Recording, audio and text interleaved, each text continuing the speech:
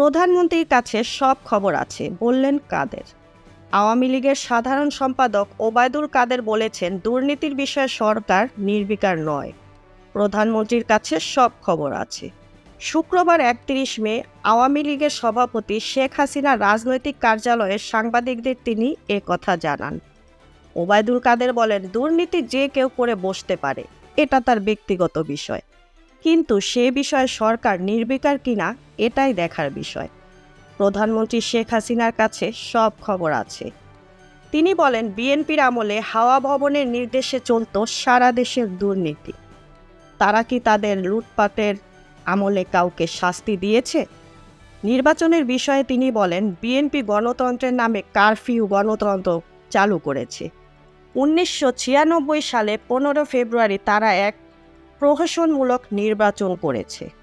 আমরা সাংবিধানিক ধারাবাহিকতা বজায় রেখে নির্বাচন করছি।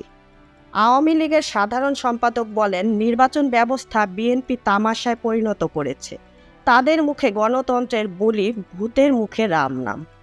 সাবেক আইজিপি বেনজির আহমেদের দেশত্যাগ ও গ্রেপ্তার প্রসঙ্গে এক প্রশ্নের জবাবে ওবায়দুল কাদের বলেন, তাকে গ্রেফতার করা হবে কিনা বিষয়টি আদালত দেখবে।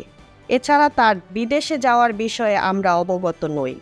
তার বিরুদ্ধে যে ব্যাংক থেকে টাকা উত্তোলনের অভিযোগ উঠেছে সে বিষয়েও আমরা অবগত নই। এই ছিল এখনকার প্রতিবেদন। নিত্য নতুন সংবাদ পেতে আমাদের চ্যানেলটি সাবস্ক্রাইব করুন এবং আমাদের ফেসবুক পেজ ফলো দিয়ে রাখুন। Mukta Parvez, desk report, BE news, Dhaka.